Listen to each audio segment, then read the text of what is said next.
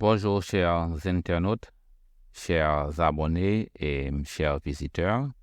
Alors, si c'est la première fois que vous visitez cette chaîne, nous vous invitons à regarder l'exposé d'introduction. Ainsi, vous serez dans le bain dans le sens que vous saurez de quoi il s'agit par rapport avec cette chaîne et vous comprendrez la structure de ce programme. Maintenant, nous vous invitons à tirer les documents que nous allons utiliser pour ce cours. Tout d'abord, nous vous invitons à tirer votre curriculum. Bien entendu, maintenant, vous êtes habitué à ce document puisque nous vous avions encouragé à en faire une copie ou à imprimer une copie ou à écrire le curriculum à la main. Dans la mesure que vous allez écrire les activités que vous avez déjà faites. Maintenant, vous avez aussi accès à la copie digitale. Donc, par conséquent, c'est plus facile de vous en référer. Alors, le deuxième document, nous parlons, il s'agit de ressources pour écoute active. Bien entendu, si vous allez à la page sur le site, à la page cours d'anglais public dans le site, ou si vous allez droit à la page des curriculum. Maintenant, en allant beaucoup plus bas, vous allez trouver le document titré ressources pour écoute active.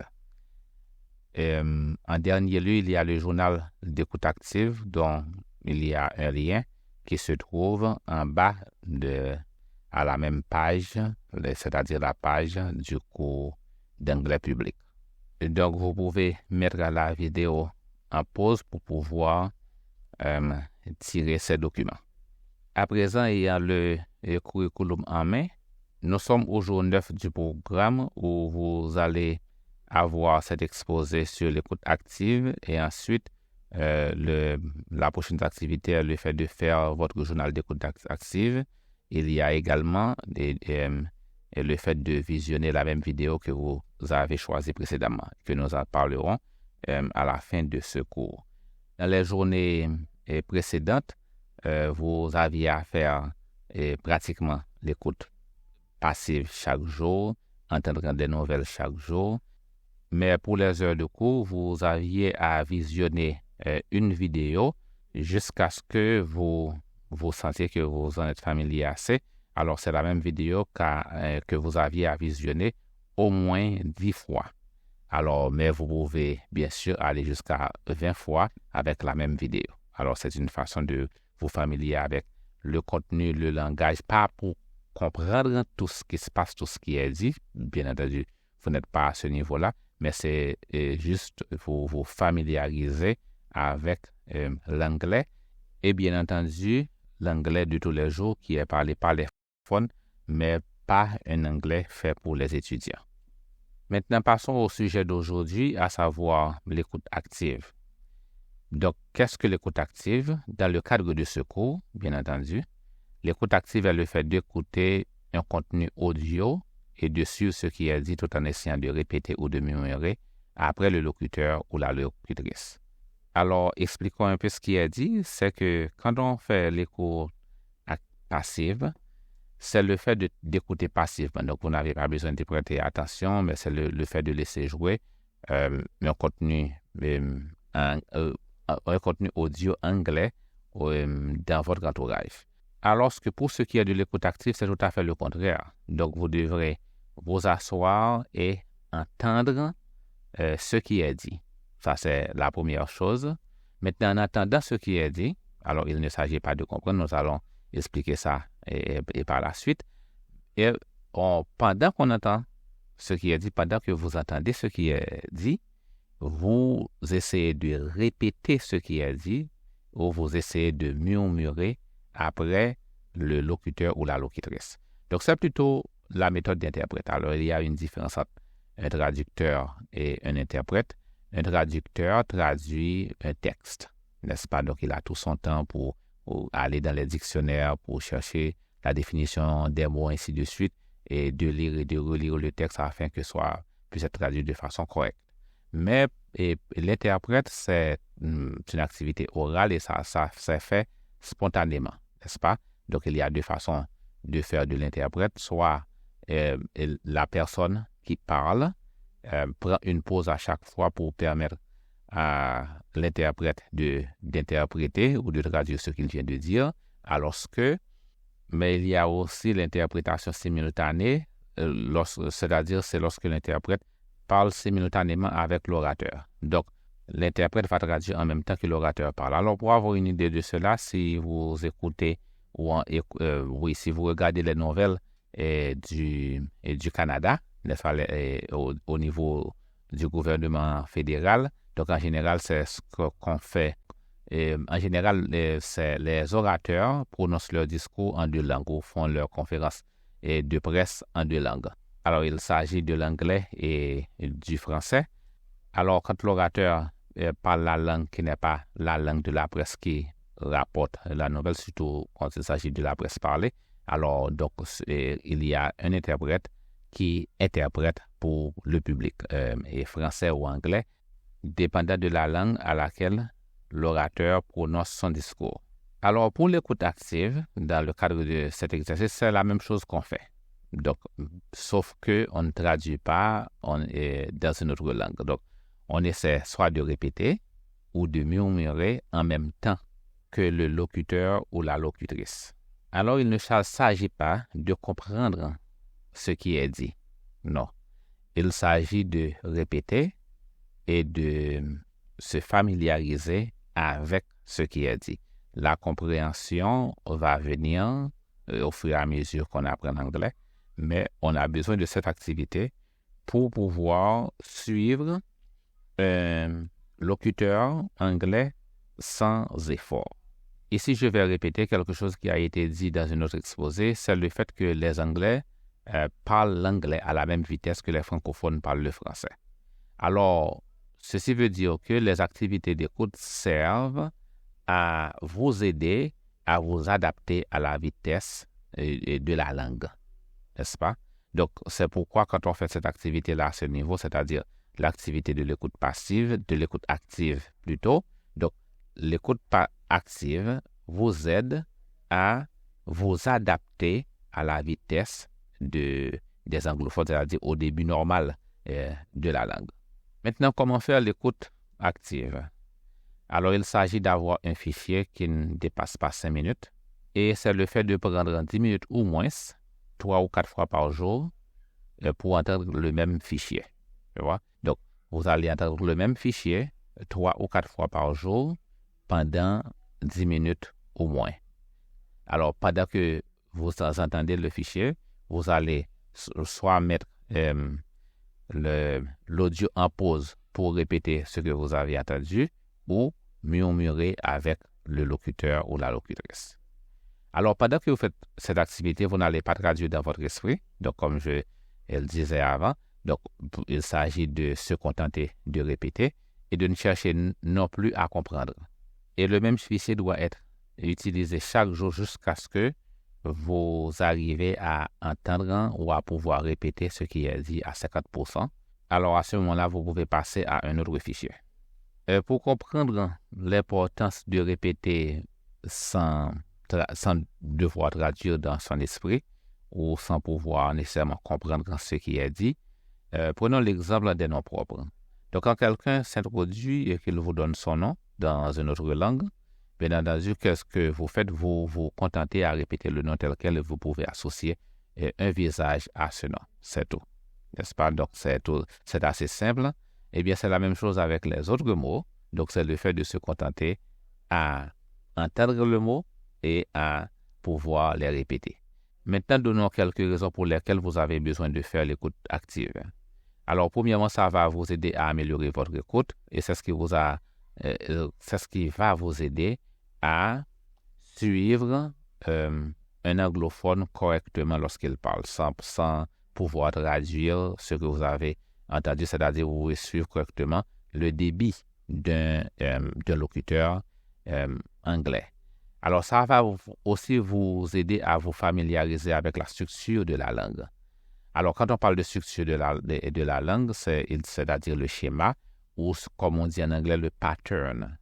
Alors, ça veut dire que pour toute chose dans la nature, Donc, c'est la même chose pour une langue, il y a une structure. Donc, dans la structure, il y a l'usage des mots, il y a les mots qui se répètent. Donc, il y a des mots qui vont ensemble. Il y a les expressions qui sont composées des mêmes mots pour exprimer une idée. Donc, au fur et à mesure que vous écoutez la langue dans le parler normal, donc ça va vous aider à vous familiariser avec la structure de la langue par rapport à la fréquence des usages, non pas seulement des mots isolés, mais de préférence les mots qui marchent ensemble et les expressions qui marchent ensemble pour faire sortir les idées. Alors, il y a aussi la reconnaissance des mots qui se répètent souvent. C'est comme en français, quel que soit le sujet duquel on parle, donc il y a des mots qu'on répète souvent, n'est-ce pas, indépendamment du sujet qu'on parle. Par exemple, vous allez toujours entendre les mêmes pronoms, les mêmes prépositions, les mêmes éléments grammaticaux, et nous allons donner plus de détails un peu là-dessus dans quelques minutes.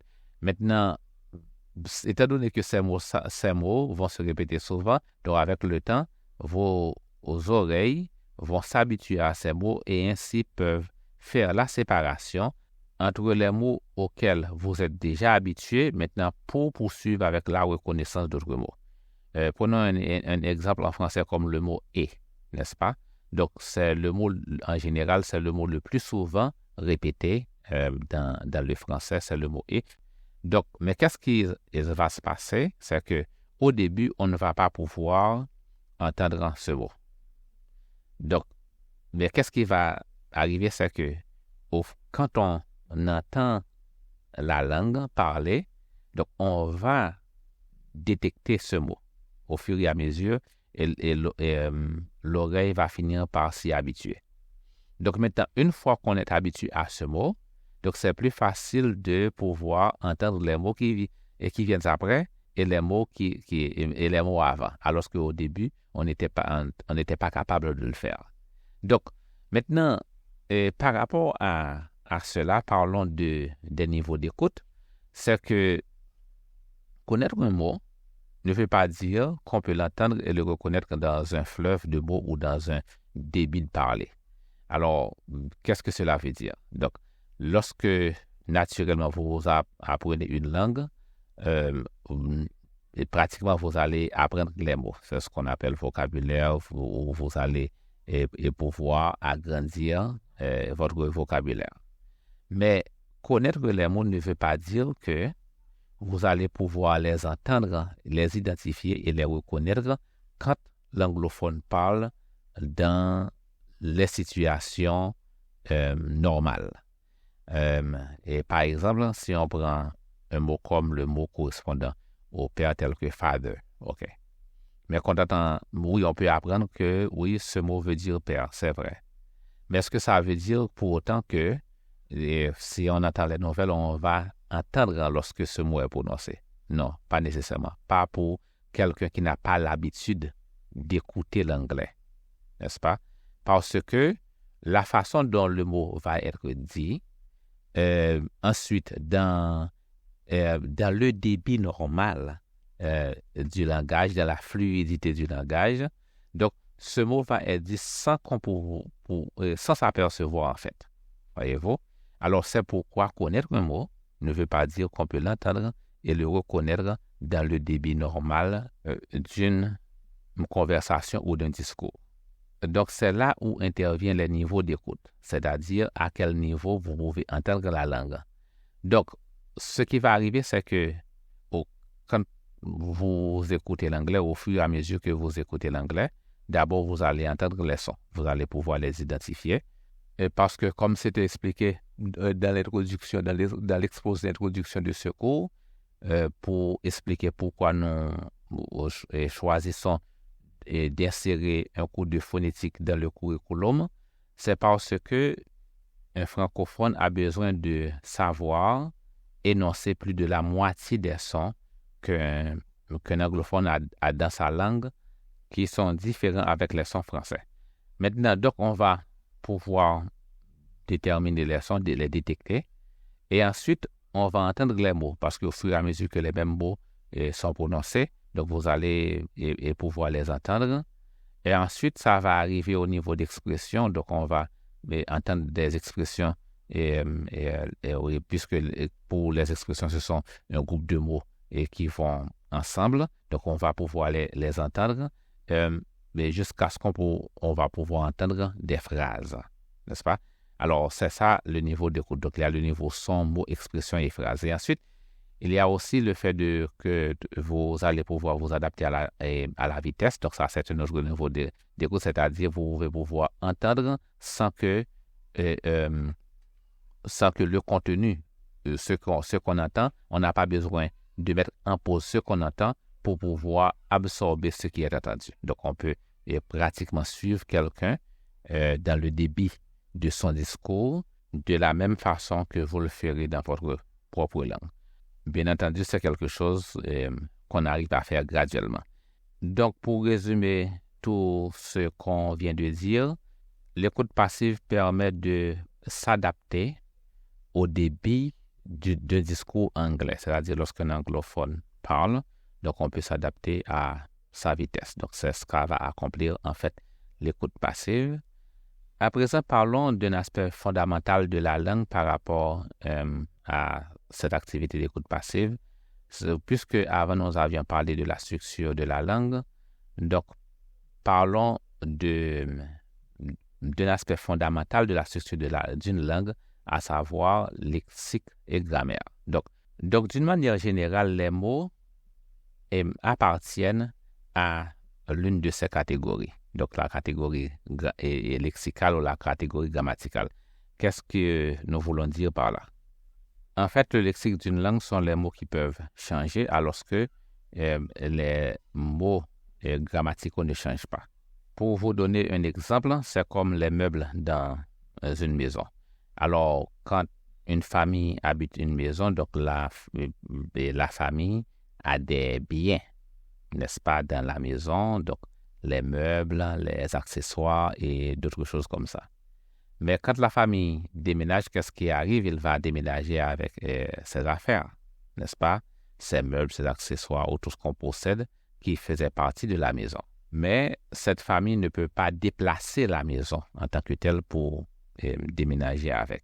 Donc, cette maison va probablement être habitée par une autre famille maintenant qui va emménager avec d'autres meubles. Donc, les meubles changent, les accessoires changent, mais la maison, la structure de la maison reste telle qu'elle, n'est-ce pas? Alors, c'est la même chose par rapport au lexique et à la grammaire, c'est que quand on parle des mots qui changent, c'est-à-dire avec le temps, il y a des mots qui sont désuets ou qu'on finit ne plus être utilisés et parce que les notions que ces mots-là représentent changent. Et prenons l'exemple de cassette, n'est-ce pas? Donc, à un certain moment donné, on inventait les cassettes pour enregistrer des contenus audio. Alors, nous parlons là des années 80. Maintenant, qu'est-ce qui arrive? C'est qu'avec le temps, le stockage des contenus audio a changé, n'est-ce pas? Et maintenant, on parle de clé USB, on parle de carte de mémoire, on parle de disque dur dans un ordinateur, et on parle de cloud ou de nuage, n'est-ce pas, où l'on peut stocker ses affaires en ligne. Maintenant, est-ce qu'on utilise le mot cassette maintenant pour parler de stockage? On peut l'utiliser si on fait référence au passé, oui, mais nous comprenons que l'usage de ce mot a changé avec le temps. Mais qu'est-ce qui arrive avec les articles, n'est-ce pas, qui marchaient avec ces mots tels que la cassette? Donc, là ne change pas. Mais le mot cassette n'est plus utilisé dans ce cadre-là où nous parlons. Donc, ce n'est plus devenu une expression à l'usage courant. Et il faut dire aussi, c'est ainsi que certains mots sont devenus désuets, n'est-ce pas? Mais quand il s'agit des articles, des adjectifs démonstratifs, des pronoms, des propositions, disons les prépositions, Donc, ces mots-là ne changent pas. Donc, les mots qui changent font partie du lexique de la langue, alors que les mots qui commandent l'usage des mots qui font partie du lexique de la langue sont plutôt de la grammaire. Par exemple, comme je viens de le mentionner, un article qui commande l'usage du mot. Si le mot est singulier, si le mot est pluriel, ce genre de choses-là. Donc, naturellement, c'est pourquoi on va voir quand on publie un lexique, on peut le faire pour un domaine particulier. Donc, quand on parle de lexique médical, donc on ne parle pas de la grammaire médicale ou des mots qui font partie de la grammaire, mais plutôt ce sont des mots qu'on utilise dans la médecine, donc naturellement qui peuvent changer avec le temps, mais qu'on ne va pas utiliser assez souvent dans un autre domaine, n'est-ce pas? Donc ça permet de aussi comprendre cette différence. Maintenant, qu'est-ce qui va se passer? Alors, quelle est l'application ici dans le cadre que nous parlons? C'est que c'est vrai, on peut avoir affaire à plusieurs sujets en anglais. Donc, on peut avoir affaire avec des sujets au niveau de l'astronomie, des sujets de santé, des sujets en rapport avec la biologie, ainsi de suite.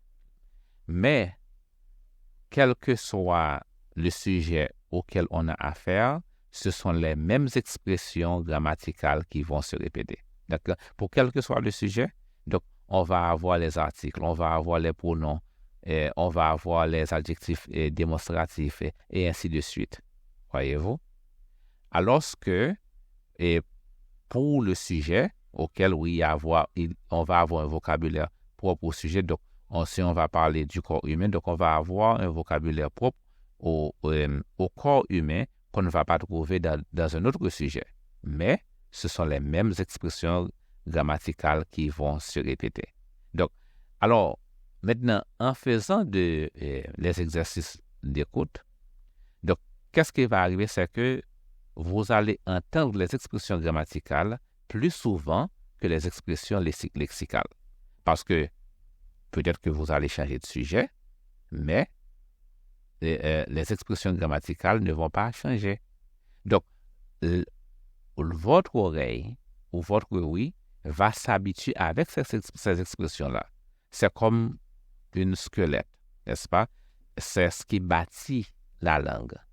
Maintenant, une fois que vous êtes habitué avec ces expressions grammaticales, une fois que vous pouvez les saisir, les bien entendre, donc qu'est-ce qui va se passer? Il va y avoir une séparation graduelle des expressions grammaticales, des expressions lexicales. Alors, qu'est-ce que ça veut dire? Ça veut dire que, donc, une fois que vos oreilles puissent saisir les expressions grammaticales, donc, les expressions lexicales vont paraître plus évidentes et vous serez à même de les identifier et de les répéter correctement parce que vous pouvez voir quand il y a une expression grammaticale qui a été utilisée et qui peut être détachée d'une expression lexicale. Alors, prenons un exemple d'un mot avec son article, n'est-ce pas?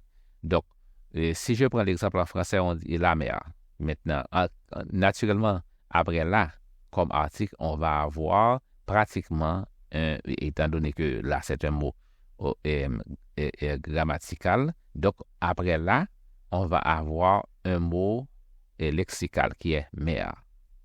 Donc, si quelqu'un qui ne comprend pas le français, qui ne peut pas entendre le français, il va entendre là le plus souvent, n'est-ce pas? Là, il va entendre ces mots. Mais après là, alors qu'au début, peut-être qu'il ne pouvait pas faire différence entre les effets, les hommes, des choses de ce genre. Mais au fur et à mesure qu'il est habitué avec le mot « les », maintenant, il va voir ici, il va comprendre plutôt, ici, j'ai entendu les hommes, ici, j'ai entendu les effets, ici, j'ai entendu les enfants, et des choses comme ça, vous voyez? Donc, par conséquent, puisqu'il vient d'identifier le mot « les », donc ça peut l'aider à identifier les autres mots qui font partie du domaine lexical de la langue. Alors, c'est ce qui va vous aider, n'est-ce pas, à développer une écoute normale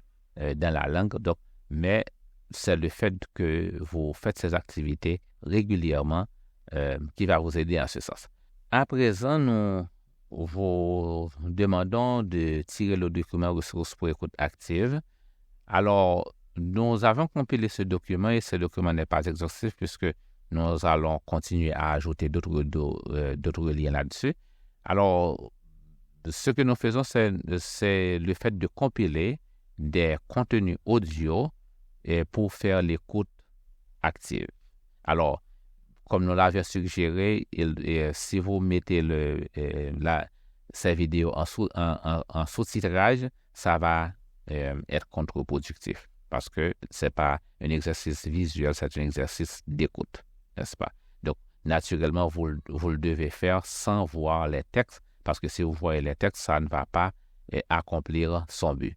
Alors, donc, on a la colonne source qui indique la source de la vidéo, le titre de la vidéo en question, les liens, n'est-ce pas, que nous avons mis pour vous ici, et s'il s'agit de vidéos uniques ou s'il s'agit de playlists ou de groupements de vidéos. Alors là, ce que vous avez besoin de faire pour faire l'écoute active, c'est de choisir un fichier, parce que ce sont des fichiers d'environ 5 minutes ou moins, c'est de choisir un fichier, et comme nous l'avions dit avant, de faire ça environ 3 ou 4 fois par jour, c'est-à-dire vous pouvez faire ça le matin pour 10 minutes, ensuite vous faites ça à midi pour 10 minutes, ensuite de l'après-midi et tard de l'après-midi pour une autre 10 minutes et encore de la soirée pour une autre 10 minutes. Donc, c'est la fréquence de 3 à 4 heures séparées. C'est ainsi qu'on fait cet exercice. Maintenant, à chaque fois, on répète ce qu'on entend ou on murmure ce qu'on entend pour environ 10 minutes. Donc, jusqu'à ce qu'on atteigne 50% du contenu audio. En ce sens, il est bien de faire un devoir d'écoute active. Bien entendu, nous mentionnons aussi dans le curriculum quand faire les devoirs d'écoute active. Maintenant, pour faire ce devoir d'écoute active, c'est le fait d'enregistrer ce que vous avez entendu. Alors, en jouant le contenu, vous répétez ce que vous avez entendu. Ensuite, vous comparez ce que vous avez entendu avec l'original. Alors, il y a deux façons, il y a trois façons en fait de vous faire évaluer. Soit que vous évaluez vous-même, vous pouvez faire ça avec un partenaire d'études ou nous pouvons le faire parce que ça fait partie de l'assistance payée, de nos cours payés. Donc, si vous voulez que nous vous donnions une formation d'écoute, donc vous nous contacterez en ce sens. Maintenant, pour que vous puissiez suivre votre programme en ce sens, nous avons élaboré ce journal d'écoute active. Alors, nous vous invitons à tirer le journal d'écoute active. Donc, comment vous allez le remplir, c'est le fait d'écrire la date, le contenu que vous écoutez et le nombre de fois que vous écoutez ce contenu par jour. C'est-à-dire que c'est ça, le nombre de fois que vous faites cet exercice d'écoute active par jour. Donc, c'est tout. Et puis, donc, au fur et à mesure, vous allez pouvoir, de temps en temps, vérifier votre programme en ce sens. Alors, pour nos élèves payés, nous suivons leur progrès à partir d'un lien que nous avons en commun parce que une fois qu'ils remplissent ce journal, nous avons accès en fait à ce journal et puis ainsi nous pouvons vérifier constamment leur progrès et de leur donner des suggestions par rapport aux devoirs aussi qu'ils nous remettent en ce sens. Alors, il y a deux moyens de faire ce journal. Vous pouvez soit l'imprimer ou vous pouvez faire votre propre journal à la main dans un cahier consacré à cela. Maintenant, nous vous invitons à retourner au curriculum. Alors, ici, nous terminons avec l'exposé écoute active. Donc, vous pouvez écrire la date à laquelle vous avez terminé d'écouter cet exposé. Alors, bien entendu, vous pouvez réécouter cet exposé autant de fois que vous le voulez s'il y a des points que vous voulez réentendre. Maintenant, la prochaine activité du curriculum est de faire votre journal d'écoute active. Ensuite, pour le même jour 9, il y a le fait de visionner la vidéo choisie précédemment. Alors, vous comprenez ici, si vous aviez suffisamment fait, ou disons visionné une vidéo dans le sens que vous l'aviez fait plus de 10 fois et jusqu'à même 20 fois et vous pensez que vous êtes assez familiarisé à cette vidéo, vous pouvez choisir une autre. Maintenant, pour la 10e journée, c'est le fait de continuer à visionner des vidéos ou à choisir une autre si vous en avez fait ça suffisamment pour une vidéo. C'est la même chose pour la 11e journée. Ensuite, pour la 12e journée, donc c'est encore continuer à visionner des vidéos. Et pour la 12e journée, il y a le fait de faire des nouvelles en anglais tous les jours. Alors, vous allez cocher si vous avez fait des nouvelles en anglais tous les jours. Alors, c'est une façon de vous rappeler que vous devez faire des nouvelles en anglais tous les jours.